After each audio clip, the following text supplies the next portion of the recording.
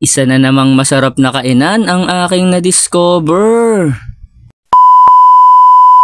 Nandito ako sa San Roque, Marikina. Meron na naman akong na-discover na masarap na kainan na sikat na gotohan dito sa San Roque. Ito ay dinudumog at pinipilahan ng karamihan dahil sa sarap at authentic nilang goto. Ito nga po pala ang Salis Goto. Ang Salis Goto ay isang sikat na gotohan dito sa San Roque. Located lang ang Salis Goto sa number 27 Diego Silang Street, corner Santissimo Street, Barangay San Roque, Marikina City. Ang Salis Goto ay bukas ng 4 AM hanggang 4 PM, Monday to Friday. Araw-araw ay puno ang kanilang gotohan. Kaya naman talagang sikat na sikat itong Salis Goto. Makikita nyo din dyan ang kusina nila ay sa labas din ng kanilang gotohan. Kaya talagang mainit-init pa kapag ise-serve sa inyo ang inyong mga order. Siya nga po pala si Nanay Sally, ang may-ari at owner ng Salis Goto. Kaya hindi ko na patatagalin yan.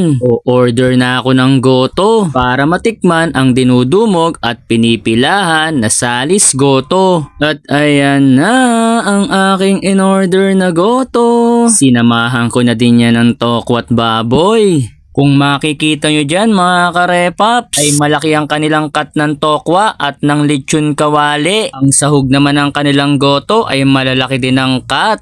Kaya sulit na sulit ang presyuhan ng goto at ng tokwat baboy dito sa Salis Goto. Kaya hindi ko na patatagalin yan. First bite! Masarap ang kanilang goto. Kaya pala pinipilahan at dinudumog ang Salis Goto. Itikman ko naman ang kanilang tokwat baboy. Solid sa sarap ang kanilang tokwat baboy. Ang tokwa at ang lechon kawali nila ay napaka-crispy. Kaya sulit na sulit ang presyuhan ng goto at ng tokwat baboy dito sa Salis Goto. Isa na namang masarap na goto ang natikman ko sa Marikina. Kaya highly recommended ko din itong Salis Goto. Visit na lang po kayo dito mga karepaps para matikman nyo din ang masarap na goto at tokwat baboy ng Salis Goto. Dito ko na din tatapusin ang food vlog ko. Pakipollow na din ako at pakilike and share ng aking video. Marami pong salamat. Ingat!